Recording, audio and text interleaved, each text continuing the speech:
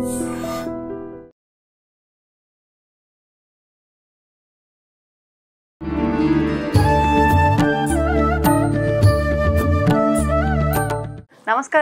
Welcome to I dream. ధర్మ మార్గం with Vijitha కార్యక్రమానికి స్వాగతం. ప్రస్తుతం మనతో పాటు ఉన్నారు ప్రముఖ జ్యోతిష పండితులు, ఆధ్యాత్మికవేత్త మారెళ్ళ రవి శాస్త్రి గారు. ఇప్పుడు వారితో మాట్లాడి మరిన్ని విషయాలు తెలుసుకుందాం. నమస్తే అండి. నమస్తే. సాధారణంగా ఒక్కొక్కరు ఒక్కొక్క విధానాన్ని ఆచరిస్తూ ఉంటారు ఈ శరన్నవరాత్రుల్లో. అంటే పూజలు ఇలాంటి విధి విధానాలు ఆచరించలేము, మాకు అంటే అమ్మవారు అనగానే నియమనిష్టలతో ఉండాలి, అవన్నీ మేము చేయలేము, కానీ మాకు ఏదో ఒక రకంగా సింపుల్గా ఆ విధానాలు ఆచరించే రకంగా ఏదైనా మంత్రం కానీ జపం కానీ ఉంటే వివరించండి అనే వాళ్ళు కూడా ఉంటారు. అలాంటి విధానం ఏదైనా ఉంటే తెలియజేయండి.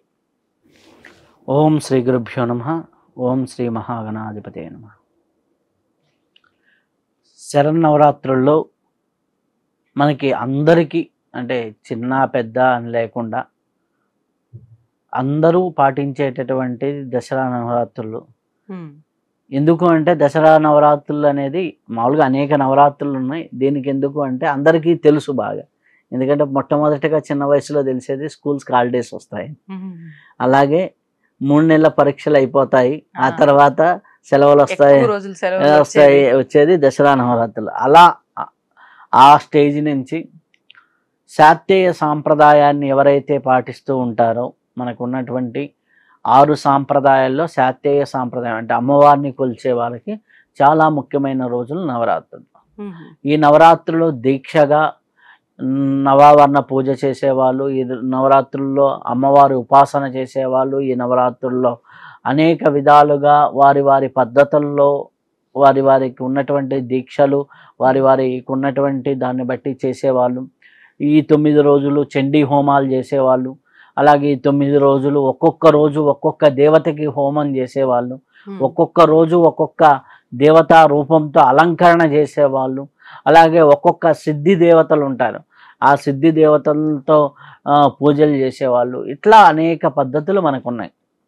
ఇవన్నీ కూడా వారి సాధనా మార్గంలో ఉన్న వారికి, సాధనా పరంగా వెళ్ళే వారికి చాలా చాలా అద్భుతంగా వారి సాధన చేసుకుంటారు. వారికి మనం ప్రత్యేకంగా చెప్పే అంత ఇది అవసరం లేదు, అంత స్థాయి కూడా మనకు లేదు. ఎందుకు అంటే వారి గురు పరంపరలో ఉంటారు కాబట్టి వారికి ఆ గురువు దించే మొత్తం కావాల్సిన జ్ఞానము, ఉపాసన, దీక్ష వస్తుంది కాబట్టి ఉంటుంది. మనం ఎవరిని ఉద్దేశించి అంటే సాధారణంగా ఉన్నటువంటి వ్యక్తులు, ఏమీ తెలియని వ్యక్తులు సర్వసాధారణంగా ఏమి చేసుకోవచ్చు అంటే ముఖ్యంగా కొద్దిగా విద్వత్తు ఉండి కొద్దిగా బాగా చదవగలరు, బాగా ప్రాక్టీస్ చేసుకోగలరు అన్నవారు లలితా సహస్రనామాన్ని ఆ 9 రోజులు కనీసం రోజుకు ఒకసారైనా చేసుకోవడం ఉత్తమం. అమ్మవారికి ధూపదీప నైవేద్యాలు ఇచ్చుకుంటూ లలితా సహస్రనామం కనీసం ఒక్కసారి, కుదిరితే 3 సార్లు అలా చేసుకోవడం మంచిది.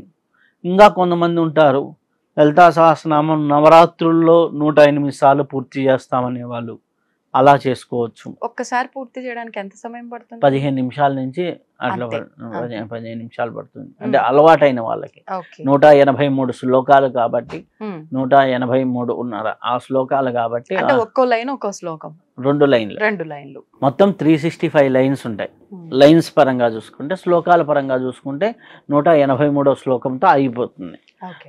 కాబట్టి మనకి సంవత్సరానికి సంబంధించిన ఒక్కొక్క ప్రతీకగా ఒక్కొక్క రోజుకు ఒక్కొక్కటి ప్రతీకగా కొంతమంది చెప్తారు. అలా కాకుండా 1000 నామాలు ఉంటాయి దీనికి సంబంధించి. ఒక్కొక్క నామాన్ని తీసుకొని చేసే వాళ్ళు ఉంటారు, శ్లోక పారాయణంగా చేసేవాళ్ళు ఉంటారు, దాంట్లో కొన్ని బీజాక్షరాలు ఉంటాయి, అలా కలుపుకొని చేసేవాళ్ళు ఉంటారు. ఇలా అనేక పద్ధతులు ఉన్నాయి. సింపుల్గా చెప్పుకోవాలంటే అందరికీ అవైలబుల్గా ఉంది. యూట్యూబ్లో మనకి లలితా సహస్రనామం అని కొట్టంగానే శ్రీమాత, శ్రీ మహారాజ్ఞి, శ్రీమత్ సింహాసనేశ్వర్ అని దగ్గర నుంచి మొదలుకొని హ్యాపీగా మనకు ఉన్నాయి. కాబట్టి ఇది ఎవరైనా ఇట్లా చేయవచ్చు. లేదు మాకు ఇంకా అంత అవకాశం కూడా లేదు, మేమేదో సాఫ్ట్వేర్ ఇంజనీర్లో లేకపోతే ఎక్కడో ఉంటాం, ఏదో ఉద్యోగంలో ఉంటాం అనేసి ఉంటే మీకు ఎటువంటి ఇబ్బందులు అంటే పూజకి పనికిరాని ఇబ్బందులు కొన్ని ఉంటాయి. ఆ ఇబ్బందులు తప్ప మిగిలిన రోజుల్లో ఎప్పుడైనా సరే ఓం శ్రీ మాత్రే నమః, ఓం శ్రీ మాత్రే నమః. ఇంకా బాగా తెలిసిన వాళ్ళు, లలితా సహస్రనామం తెలిసిన వాళ్ళు అక్కడ 3 బీజాక్షరాలు ఉంటాయి. ఆ 3 అక్షరాలు కలుపుకొని కూడా చేసుకోవచ్చు. అది గురువు దగ్గర నుంచి చెప్పించుకుంటే ఇంకా మంచిది అన్నమాట. ఓం ఐం హ్రీం శ్రీం శ్రీ మాత్రే నమః ఉంటుంది కాబట్టి అది గురువు ద్వారా చెప్పించుకొని బీజాక్షరాలు చేసుకుంటే మంచిది. లేదా ఓం శ్రీ మాత్రే నమః శ్రీ మాత్రే నమః అనేది చాలామంది కూడా మనకి ఆ పదాన్ని చెప్తూ ఉంటారు. శ్రీ మాత్రే నమః అనేది కానీ బాగా చేస్తూ ఉంటే వీరికి కావాల్సినటువంటి శ్రీంకార తత్వం అంటే ఏదైతే ఉంటుందో వాళ్ళకి కావాల్సిన వనరులన్నీ ఏర్పడుతూ ఉంటాయి. రోజుకు 1 గంట 1 గంటన్నర చేసుకొని ఆ 9 రోజుల్లో ఇంకా 1,25,000 సార్లు చేయగలిగితే ఇంకా మంచిది. 1,25,000 సార్లు అంటే రోజుకు 1 గంటన్నర చేస్తే రోజుకు 10,000 పైన అవుతాయి. ఆటోమేటిక్గా 1,25,000 సార్లు అవుతాయి. అట్లా సాధనాపరంగా చేసుకుంటే మంచిది. జపం అనొచ్చా? జపమే కానీ నామజపం. నామజపం అంటే నామజపం బీజాక్షర సహితం అయితే అది మంత్రం అవుతుంది. బీజాక్షరం కాకుండా నామం అన్నమాట. కొన్ని మనకి ఉన్నాయి ఇప్పుడు నామ సహితంగా వచ్చేది. ఓం నమ శివాయ కానీ ఓం నమో నారాయణ ఇట్లాంటి, అలాగే జై శ్రీరామ అనేది ఇట్లా అన్నమాట. అట్లాంటివి మనం చేసుకుంటూ ఉంటే చాలా చాలా చాలా చాలా బాగుంటాయి. ఏదైనా ఒకటి చేస్తుంటే దాని ద్వారా ఉన్నటువంటి పాజిటివ్ శక్తి మన శరీరంలోకి వెళ్తూ ఉంటుంది. ఆ శక్తి ఏంటంటే అది కొంతకాలానికి ఆ వైబ్రేషన్ వల్ల ఆ విధంగా ఉంటుంది. ఇది ఏమవుతుంది అంటే శ్రీమాత్రే నమః అని చేస్తూ చేస్తూ చేస్తూ ఉండగా మనకి గ్రహాల్లో నవగ్రహాల్లో శుక్రతత్వం అనేది బాగా డెవలప్ అవుతుంది. శుక్రుడు యొక్క తత్వం అంటే శుక్రుడు అంటే మన శుక్రుడే సుఖాన్ని ఇచ్చేవాడు, ఎంజాయ్మెంట్ని ఇచ్చేవాడు, ఎంటర్టైన్మెంట్ని ఇచ్చేవాడు, ఫ్యామిలీ లైఫ్లో దాంపత్యాల్ని జీవితాన్ని బాగా చేసేవాళ్ళు. ఎవరికైనా జాతకంలో శుక్రుడు బాగలేదంటే మనం శక్తిపీఠాలకు వెళ్ళి పూజ చేసుకోండను, లలితా సహస్రనామం పారాయణ చేసుకోండను అని చెబుతూ ఉంటాం. సో అలా మనం చెబుతున్నప్పుడు ఆటోమేటిక్గా ఇది మనకి చాలా చాలా ఉపయోగపడుతూ ఉంటుంది. అయితే మనకి ఇట్లా చేసుకుంటూ ఉండొచ్చు. ఇప్పుడు ఈ నామజపం అందరూ చేయడానికి అర్హులేనా? ఇప్పుడు కొంతమంది ఎవరైనా చనిపోయి ఇంకా సంవత్సరం తిరగని వాళ్ళు, అటువంటి ఇళ్లలో ఉన్న వాళ్ళు ఇది నామజపమే పూజ కాదు కాబట్టి చేసుకోవచ్చా? అంటే వారి వారి పద్ధతులు ఉంటాయి, కుటుంబ పద్ధతులు ఉంటాయి. మనకు వచ్చిన తిప్పలు ఏంటి అంటే సాంప్రదాయం ఒకటి ఉంటుంది, వాళ్ళ ఇంట్లోకి వెళ్ళేసరికి ఏదో పూజారి ఏదో రకంగా మార్చేస్తారు. మార్చేసినప్పుడు ఇది మా ఇంటి ఆచారం అంటారు. సో వాళ్ళకి మనం ఏం చెప్పలేం. సర్వసాధారణంగా సంవత్సర సూదకము అంటే 13వ రోజు, ఎప్పుడైతే చనిపోయిన 13వ రోజు ఏదైతే కార్యక్రమాలు అయిపోతాయో ఆ రోజు నుంచి వాళ్ళు నిత్య ధూపదీప నైవేద్యాలు హ్యాపీగా చేసుకోవచ్చు. సంవత్సర సూదకం అనేది కొన్నిటికి మాత్రమే, కొన్ని కొండలు ఎక్కకూడదు, ఇప్పుడు వెంకటేశ్వర స్వామి దగ్గర దాకా వెళ్ళకూడదు, కొండలు ఎక్కకూడదు, ఇలాంటి ఉత్సవాల్లో కంకణం కట్టుకొని చేసే పనులు కొన్నిటికి మాత్రం నియమాలు ఉన్నాయి. అట్లా హోమాలు ఇట్లాంటి వాటికి చెప్పారు. కానీ నిత్యం మనం చేసుకునే వాటిని ఇంట్లో దీపారాధన చేయొద్దని, కొంతమంది అయితే సంవత్సర కాలం దీపారాధన చేయకూడదంట అని అనేసి అంటారు. మనసులో కూడా స్మరించుకోవద్దు అనుకునే వాళ్ళు కూడా అంత మూర్ఖత్వం పనికి రాదు. ఏంటంటే మనం నిత్యం దీపధూప నైవేద్యాలకి అంటుపోయిన దగ్గర నుంచి ఎటువంటి ప్రాబ్లం లేదు, హ్యాపీగా చేసుకోవచ్చు. ఇది కూడా ఎటువంటి ప్రాబ్లం లేదు, హ్యాపీగా చేసుకోవచ్చు. అయితే ఇక్కడ చిన్నది ఏంటి అంటే అమ్మవారిది కాబట్టి, నవరాత్రులు కాబట్టి చాలా శక్తివంతంగా ఉంటుంది కాబట్టి ప్రకృతిలో ఉపాసన చేసుకుంటూ వెళ్తూ ఉంటే చాలా చాలా బాగుంటుంది వారి జీవితాల్లో. ఇప్పుడు మీరు అన్నట్టు ఇంత సంఖ్య 1,00,000 జపం చేసుకుంటే మంచిది అన్నారు.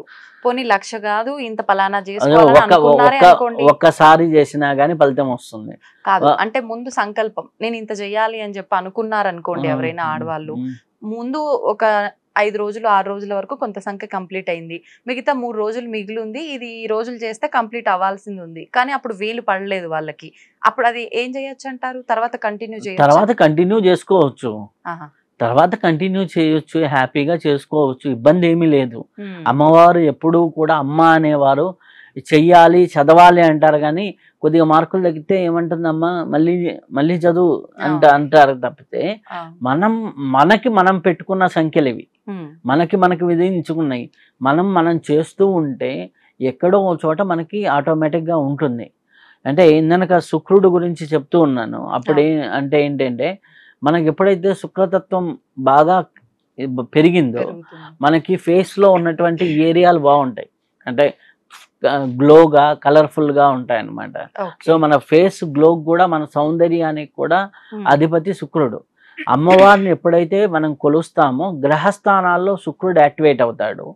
అలాగే ఆధ్యాత్మిక కోణంలో ఇంకా అమ్మవారు ఇంకా సహస్రారానికి అధిపతి, ఇంకా కుండలిని తత్వానికి అధిపతి. ఆధ్యాత్మిక కోణంలో ఎక్కడికైనా తీసుకెళ్ళొచ్చు వారి వారి స్థాయిలో, వాళ్ళ ధ్యాన మార్గంలో. అలాగే ఉపాసనా మార్గంలో, మంత్ర మార్గంలో ఎక్కడికైనా వెళ్ళిపోతారు, వారి వారి ఉపాసనా సిద్ధుల పరంగా వెళ్తూ ఉంటారు. సర్వసాధారణంగా ఒక గృహిణులు ఇంట్లో ఉన్న వాళ్ళు ఒక నామజపాన్ని, అమ్మవారి నామజపాన్ని తీసుకొని ఓం లలితాదేవి అయి నమః అనుకుంటూ చేసుకోవచ్చు, ఓం శ్రీ మాత్రే నమః అని చేసుకుంటూ ఉండొచ్చు. ఇట్లా ఓం దుర్గాయే నమః, ఇట్లా వాళ్ళకి నచ్చిన మంత్రాన్ని తీసుకొని ఒక నామజపం లాగా చేసుకుంటూ ఉంటే అది రక్షణా కవచం లాగా మారుతుంది. ఇప్పుడు ఈ నామజపం చేస్తున్నప్పుడు కూడా నియమాలు పాటించాల్సిందేనా? ఈ 9 రోజులు కానివ్వండి, నార్మల్ గా కొన్ని రోజులు, ఎన్నో రోజులు చేస్తున్నారు, ఎటువంటి అంటే నియమాలు అంటే సర్వసాధారణంగా మనకి ఏం చెప్తారు, కొన్ని పూజకి పనికిరాని రోజులు ఉంటాయి ఆడవాళ్ళకి, ఈ మంత్లీ వీడిపడని రోజులు అన్నమాట. అట్లాంటి లేదా ఎవరైనా చనిపోయారు అని అన్నప్పుడు, అచూస్యం అన్నప్పుడు, అప్పుడు అక్కడికి వెళ్ళి వచ్చినప్పుడు, లేకపోతే వాళ్ళ ఇంటి పేరు వాళ్ళు చనిపోయినప్పుడు అంటూ అంటారు కదా. సో అట్లాంటి సందర్భాలు తప్పితే మిగిలిన సందర్భాల్లో హ్యాపీగా చేసుకోవచ్చు, ఎవరైనా చేసుకోవచ్చు. చేసుకుంటూ ఉంటే ఎంత ఎక్కువ దైవారాధన పెరుగుతూ ఉంటే అంత మీ ఇంట్లో సుఖ సౌఖ్యాలు పెరుగుతాయి. విశ్వశక్తితో మీరు ఎప్పుడైతే మమేకమవుతూ ఉంటారో అంత పాజిటివ్ ఎనర్జీ మీ ఇంట్లో పెరుగుతూ ఉంటుంది. అది వద్దన్నా కాదన్నా పెరుగుతూ ఉంటుంది. ఆటోమేటిక్గా మీకు ట్యాంక్ నుంచి వాటర్ పైప్ లీక్ అయింది అనుకోండి, డ్రాప్ ఎట్లా పడుతుంటుందో మీరు తలుచుకుంటూ ఉంటేనే మీ ఇంట్లో ఆటోమేటిక్గా ప్రాణశక్తి అనేది పడుతూ ఉంటుంది. అది ఫస్ట్ రోజు కొద్దిగా తేమైనట్టే ఉంటుంది, వాటర్ లీకేజ్ మార్పు తెలియదు. ఒక నెల రోజులు పోయేసరికి ఆ గోడంతా నడిచి ఉంటుంది. అలానే మంత్రజపం కూడా నీలో పాజిటివ్ శక్తి ఫస్ట్ రోజు 1000కో 2000కో ఏం తేడా తెలియదు. 1,00,000 అయిపోయేసరికి అబ్బా ఎవరైనా వచ్చి నీ ఫేస్ కలగా ఉంది, ఏం చేస్తున్నావు అనే దగ్గర నుంచి మొదలయ్యి అబ్బా నీకు అంతా కూడా హ్యాపీగా జరిగిపోతుంది. మనం రోడ్డు మీదకి రాగానే మనకు కావాల్సిన వెహికల్ దొరకటం, మనకు కావాల్సిన ఆటోలు దొరకటం, మనకి ఎక్కడైనా కంఫర్టబుల్గా వెళ్ళటం ఇట్లా జరుగుతూ ఉంటుంది. మీకు ఉపాసనలో ఇది ఎక్కువగా పనికి వస్తుంది. ఎట్లా అంటే మీకు రీసెంట్గా నేను ఒకసారి హిమాలయాలకు వెళ్ళినప్పుడు అక్కడ ఎందుకు అనిపించిందో ఏమో, నేను మధ్యాహ్నం బయలుదేరాలి రిటర్న్, ఎందుకు ఉదయాన్నే వెళ్ళిపోవాలి అని మనసులో అనిపించింది. టక్మని బయలుదేరాము, వచ్చేసిన తర్వాత మళ్ళీ ఎయిర్పోర్ట్కి, డెహ్రాడూన్ ఎయిర్పోర్ట్కి వచ్చి కూర్చున్న తర్వాత మేము ఎవరైతే వెహికల్ తీసుకెళ్ళామో ఆయన వచ్చి, ఆయనకి ఏదో మనీ ఇవ్వాల్సి ఉంటే ఇస్తున్నా. డ్రైవర్ ఫోన్ మనం వచ్చిన తర్వాత సార్ ఒక అర్ధగంట కల్లా ఈ కొండ చర్యలు పడి ఇప్పుడు అందరూ బ్లాక్ అయ్యారంట అన్నారు. అది ఎందుకు అనిపించింది లోపల? పాజిటివ్ ఆరా ఉండటం వల్ల. అది పాజిటివ్ అంటే కొంత హింట్, మనకి ఇంట్యూజన్ అంటారు. మనం సాధన చేస్తుంటే ఆ ఇంట్యూజన్ పనికి వస్తూ ఉంటుంది. కొంతమందికి ఏదో ఆరోగ్య సమస్యలు ఉంటాయి, ఆరోగ్య సమస్యలు ఉన్న వాళ్ళకి ఇంట్యూజన్ చెబుతూ ఉంటుంది, ఒరే బాబు నీకేదో బాగాలేదు ఒకసారి చూపించుకోరా అని. అట్లా పోయి చూపించుకున్నారు అనుకోండి, ఏమవుతుంది, ఆటోమేటిక్గా సెట్ అవుతుంది. అది సీరియస్ అయ్యి సివియర్ అయ్యేదానికంటే. సో ఇవన్నీ కూడా మనకి భగవంతుడు మనకి మార్గాన్ని చూపుతూ ఉంటాడు. లేదు అనుకోండి, మనం జపం చేస్తున్నాం, మనకు అంత ఇంట్యూజన్ పవర్ రాలా, ఎవడో ఆ సమయానికి ఒకడు వస్తాడు, డాక్టరో బోటరో, కళ్ళు అమ్మ మీకు ఏంటమ్మా కళ్ళు తిరుగుతున్నాయా, బీపీ తగ్గువైనట్టుంది, ఒకసారి చూపించుకోమని ఇట్లా ఫిజికల్గా కూడా చెప్తూ ఉంటారు. ఇట్లా మనము దైవిక శక్తితో మమేకమైనప్పుడు ఆటోమేటిక్గా చాలా చాలా అద్భుతాలు జరుగుతూ ఉంటాయి.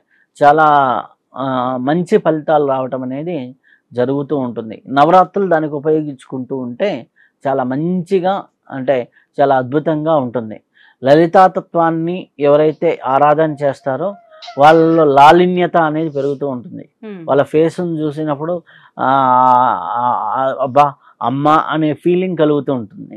ఆ ఫీలింగ్ ఎవరి మీద అయితే కలుగుతుందో వాళ్ళు సాధన చేసినట్టు, వాళ్ళ ఫేసులు చూస్తేనే ఉంటుంది. ఇప్పుడు కాళీ తత్వాన్ని ఆరాధన చేశారనుకోండి, వాళ్ళ ఫేస్ చూస్తే ఉగ్రంగాను కొద్దిగా బ్లాక్ షేడ్ గాను ఉంటుంది. అంటే అందరికీ కాదు, దాంట్లో శ్వేతకాళి అని ఇట్లా ఉన్నాయి మళ్ళీ డిఫరెన్స్. అలా అన్నమాట. కాళీ అమ్మవారిని ఎవరైతే ఆరాధన చేస్తారో వాళ్ళ మాట తీరు ఉగ్రంగా ఉంటుంది. నరసింహస్వామిని ఆరాధన చేస్తారో వాళ్ళ మాట తీరు గంభీరంగా ఉంటుంది. ఇలా వాళ్ళ చేసే దేవతని బట్టి వాళ్ళ స్వభావాలు మారుతాయి. అలా మనకు ఉంటూ ఉంటుంది అనమాట. కాబట్టి ఈ నవరాత్రుల్లో అందరూ సద్వినియోగపరచుకుంటే చాలా మంచిది. మరి పిల్లల విషయానికి వస్తే చదువుకునే విద్యార్థులు అనుకోండి, ఈ నవరాత్రులను ఏ రకంగా ఉపయోగించుకోవచ్చు అంటారు? పిల్లల విషయానికి వచ్చేసరికి మనకి నవరాత్రుల్ని ప్రత్యేకించి ఓం ఐం సరస్వతి నమః సింపుల్గా, లేకపోతే ఓం సరస్వతి నమః, ఓం ఐం సరస్వతి నమః ఇట్లా ఐం బీజంతో కలుపుకొని పిల్లలు ఓం ఐం సరస్వతి నమః అని అనుకుంటూ ఉంటే ఆటోమేటిక్గా చదువు మీద ఫోకస్ పెరుగుతుంది.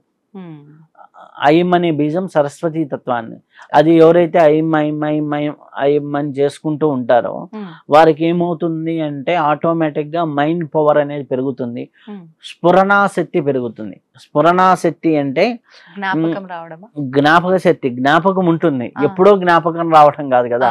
ఇప్పుడు నేను ఇది మాట్లాడుతున్నా లోపల ఆ స్పాంటేనియస్ గా ఆ టయానికి రావాలి. ఇప్పుడు ఎగ్జామ్ లో ఆ క్వశ్చన్ కి ఆన్సర్ రాయాలి, ఆ క్వశ్చన్ కి ఆన్సర్ గుర్తు రాలేదని వాడు అక్కడ పెన్ను పొడుచుకుంటూ ఒక 5 నిమిషాలు ఆగాడు అనుకోండి, ఏమవుతుంది? స్ఫురణాశక్తి తగ్గిపోతుంది. మనం శ్వాస పుస్తకం గురించి మాట్లాడుతున్నప్పుడు కూడా రైట్ ఇన్ రైట్ అవుట్ ప్రాణాయామం ఉన్నప్పుడు కూడా స్ఫురణాశక్తి పెరుగుతుంది మనకి స్వరయోగం ప్రకారం. అదనమాట. ఆ ప్రాణాయామమో లేకపోతే మంత్రమో ఏదో ఒకటి పట్టుకొని చేసుకుంటూ ఉంటే ఆటోమేటిక్గా ఫలితాలు వస్తాయి. మరి ఇప్పుడు చాలా మంది ఆర్థిక పరంగా అంటే ఫైనాన్షియల్ గా చాలా ఇబ్బందులు పడుతుంటారు. అంటే తగిన జీతం రాక, అంటే డబ్బులు సంపాదన కరెక్ట్ గా వాళ్ళ అవసరాలకు సరిపడా రాక కొంతమంది, వచ్చిన దాన్ని కరెక్ట్ గా ప్లానింగ్ లేకుండా దుర్వినియోగం చేసుకుని కొంతమంది, ఏ రకంగా అయినా కూడా చాలా ఫైనాన్షియల్ ఇబ్బందుల్లో ఉన్న వాళ్ళు ఉంటూ ఉంటారు. అటువంటి వారు ఇలాంటి ఇంపార్టెంట్ డేస్ ఏమైనా వచ్చినప్పుడు మేము దీన్ని ఎలా ఉపయోగించుకోవచ్చు అని ఎదురు చూసే వాళ్ళు కూడా ఉంటారు. అటువంటి వారి కోసం కూడా ఏదైనా విధానం ఉంటే వివరించండి. ఆర్థికంగా మనకి చెప్పింది మనకి చూసుకుంటే ఎవరైనా సర్వసాధారణంగా చూసేది కూడా అందరికీ తెలిసిన విషయమే కనకధార స్తోత్రం. కనకధార స్తోత్రం ఒకసారి పారాయణ చేయడానికి హార్డ్లీగా ఒక 5-6 నిమిషాలు పడుతుంది. ఆ కనకధార స్తోత్రాన్ని ఎవరైతే తీక్షణంగా నవరాత్రుల్లో 1100 సార్లు చేయగలుగుతారో చాలా అద్భుతమైన, రోజుకు 108 సార్లు పారాయణ చేసుకోగలిగితే చాలా మంచిది. ఎందుకంటే దానికి 4 to 4.5 hours టైం పడుతుంది. లేదు ఈ 1100 అంతా కుదరదు, 108 సార్లు అయినా 11 రోజుల్లో 108 సార్లు అయినా చేసుకుంటే చాలా అద్భుతమైన ఫలితాలు వస్తాయి. ఈ 11 రోజులతో సంబంధం లేదు, ఈ నవరాత్రులతో సంబంధం లేదు, నవరాత్రులతో సంబంధం లేదు. నేను 1100 కాదు, లేకపోతే నేను కంటిన్యూగా చేసుకుంటాను, కుదిరినంత వరకు నవరాత్రుల్లో చేసుకొని కంటిన్యూషన్ గా చేసుకోవచ్చు, అలాగైనా చేసుకోవచ్చు. కనకధార స్తోత్రాన్ని ఎవరైతే నిత్యం పారాయణ చేస్తూ ఉంటారో, కనకధార స్తోత్రాన్ని ఎవరైతే బాగా స్పష్టంగా చేసుకోగలుగుతారో అక్షర దోషాలు లేకుండా, వారికి లక్ష్మీదేవి కరుణా కటాక్షం అనేది కలుగుతూ ఉంటుంది. దానికి ఏంటి అంటే ఎగ్జాంపుల్స్ కూడా చెప్తాను. నాకు తెలిసిన ఒక అమ్మాయి ఉంది. ఆ అమ్మాయి ఏంటి అంటే కనకధార స్తోత్రం అనేసి ఫస్ట్ చిన్నగా మొదలుపెట్టింది. మొదలుపెట్టి ఆ చిన్నగా చేసుకుంటూ వచ్చి ఆ అమ్మాయి ఏదో సాఫ్ట్వేర్ ఇంజనీర్ చేస్తూ ఉంటుంది. ఏదో పొరపాటున ఆన్లైన్లో ఏదో ఆర్డర్ ఇస్తే 1 పెట్టబోయి 10 పెట్టింది. డ్రెస్సులు 10, ఒక డ్రెస్ పెట్టబోయి 10 డ్రెస్సులు ఏదో పెట్టింది. పొరపాటున క్రెడిట్ కార్డ్ నుంచి పే చేసింది, అయిపోయింది, వచ్చినాయి. సో మిగిలిన 9 డ్రెస్సులు ఏం చేయాలి? Same colour, same size. అర్థమైంది కదా. సో అప్పుడు ఏం చేసింది, అదే మళ్ళీ ఆన్లైన్లో రీసేల్ చేసింది. ఈ అమ్మాయి కొన్నదానికంటే కొద్దిగా ఎక్కువ రేటు పెడితే ఎలా ఉంటుంది, 9 సేల్ అయిపోయినాయి. దాంతో భగవంతుడు కనకధార చేసిన తర్వాత ఇది ఒక ఐడియా తట్టింది. అమ్మాయి చేసి ఎలా వచ్చిందంటే అమ్మాయి రోజు 2 గంటల కనకధార చేయటం మొదలు పెట్టింది. ఇప్పుడు ఏ లెవెల్కి వచ్చిందంటే 4.5 yearsలో ఒక హైదరాబాద్ ఎల్బీ నగర్లో 5 floors బిల్డింగ్ ఉన్నది. అంటే ఇంక ఈ బిజినెస్ కంటిన్యూ చేసింది. అట్లా సరదాగా కొంటూ దేంట్లో అయితే తక్కువ ఉంటాయో అవన్నీ కొంటాము, ఈ అమ్మాయి ఐడి మీద రీసేల్ చేయటం. Okay okay. అలా మొదలుపెట్టి ఇప్పుడు అన్ని బోటెక్కల నుంచి వాటి నుంచి డ్రెస్సులు ఉంటాయి కదా, అంటే అమ్ముడు పోని ఇవన్నీ మంచి కలర్ కాంబినేషన్ లో ఉన్నాయి అన్ని తెచ్చుకొని ఆమె దగ్గర పెట్టుకొని స్టాకు పంపిస్తుంటే రోజుకి 180-200 కొరియర్లు పంపిస్తుంది ఇప్పుడు. అలా ఒక పెద్ద బిజినెస్ అయింది. లాస్ట్ ఇయర్ 5 కోట్ల టర్నోవర్ అయిందని చెప్పింది. అర్థమైందా? కనకదార అమ్మాయి ఏం చేయటం, కనకదార దాన్ని పట్టుకొని రోజుకి ఆ అమ్మాయికి వీళ్ళు ఉన్నప్పుడు 24 సార్లు మొదలు పెట్టింది. అలా 24 సార్లు రోజు చేయటం, దాదాపులో వచ్చేసి ఇప్పటికి ఎంత 4 సంవత్సరాల నుంచి చేస్తుంది. ఆ అమ్మాయి ఫైనాన్షియల్ స్టెబిలిటీ ఎక్కడికి వెళ్ళింది, ఎటు నుంచి వస్తుంది ఏం తెలియదు అనమాట. అంటే నా దగ్గర జరిగిన ఒక ఎగ్జాంపుల్. ఇప్పుడు నేను బిఫోర్ లాక్డౌన్లో జరిగిన ఒక చిన్న యాక్సిడెంటల్ గా అమ్మాయి ప్లేస్ చేసింది. సాఫ్ట్వేర్ ఇంజనీర్, అప్పుడు 40,000కి ఏం పనిచేసేది. ఆ పని చేసే అమ్మాయి అట్లా చేసుకుంటూ వచ్చింది. ఇట్లా చేస్తూ ఒక 6 నెలలకు ఒక గ్రిప్ వచ్చింది అమ్మాయి. 6 నెలల తర్వాత ఏంది, ఇంకా దీంట్లోనే ఎక్కువ మనీ కానీ ఉద్యోగం మానేసి ఎక్కడెక్కడ కంప్లీట్ ఫోకస్ అనమాట, ఇది అనమాట. సో ఎలా ఉంటుంది అమ్మవారు, ఏదో రకంగా చూపించేస్తుంది. అట్లా మనకి తెలియదు ఏది ఎటు నుంచి ఆపర్చునిటీ వస్తుంది అనేది కూడా, మనకి ఆపర్చునిటీ ఎక్కడి నుంచి కూడా వస్తుంది అనేది కూడా తెలియదు. ఇంకొక ఆవిడ ఉంది. ఆవిడ ఏంటి అంటే వాళ్ళ ఇంట్లో ఏదో ఆ హస్బెండ్తో ఏదో గొడవ వచ్చింది, ఏదో వాళ్ళు డైవర్స్ అయ్యారు, ఏదో ఇబ్బంది అయిపోయింది. 2 కొడుకులు బీటెక్ చదువుతున్నారు. అంటే పెళ్ళైన 20 సంవత్సరాల తర్వాత అయిపోయింది. వాళ్ళకేంటి కొన్ని అప్పులు ఉన్నాయి, ఏదో ఒక ల్యాండ్ ఉంది, దీంతో ఎలా చేయాలని వచ్చింది. ఆవిడ కూడా ఇట్లానే కనకదార ప్రారంభించింది. చేసుకోమని చెప్తే హ్యాపీగా చేసుకొని ఉంది. కరెక్ట్గా ఏమైంది, ఆమెకున్న ల్యాండ్ని ఇటు కన్స్ట్రక్షన్ అటు కన్స్ట్రక్షన్ వాళ్ళు ఎవరో కలుపుకోవాలని ఎక్కువ ప్రైస్, అంటే ఈమెకి అక్కడ 1 రూపీ కావాల్సిన చోట 2 రూపీస్, మోర్ దాన్ 2 రూపీస్, అంటే మీకు అర్థమైంది. అది 2 crores అమ్ముడు పోవాల్సిన ల్యాండ్ కాస్త 5 crores 20 lakhs ఇచ్చి తీసుకున్నారు. దాంతో పిల్లలకి అందరికి సెట్ అయిపోయేసి ఇప్పుడు హ్యాపీగా ఇండిపెండెంట్ హౌస్ కొనుక్కొని 2 ఫ్లాట్లు కొనుక్కొని హ్యాపీగా ఉంది. ఒక 3 ఏళ్ల పాటు కనకదారాన్ని ఎవరైనా స్పష్టంగా చేయగలిగితే రోజుకి ఒక 24 సార్లు అంటే గట్టిగా ఒక 1 hour 10 minutes పడుతుంది. అలవాటు అయిన దాన్ని బట్టి 1 hour కాదు, 1.5 hour పైన పడుతుంది, 1.5 hour పడుతుంది.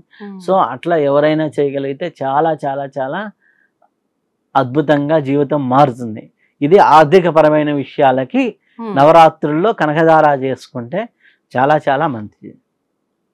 సంతోషం అండి, నిజంగా చక్కటి ఉదాహరణ. ప్రతి ఒక్కరికి అంటే విన్న తర్వాత ఏదో జరుగుతుంది మేము చెయ్యాలి అనే ఆలోచన కన్నా చేస్తే ఖచ్చితంగా ఫలితం ఉంటుందనే నమ్మకంతో చేస్తే మాత్రం ఖచ్చితంగా అమ్మవారి అనుగ్రహం అయితే ఏదో ఒక రోజు ఉంటుంది వాళ్ళపైన అనేది అయితే అర్థమవుతుంది ఆ ఉదాహరణ వింటే.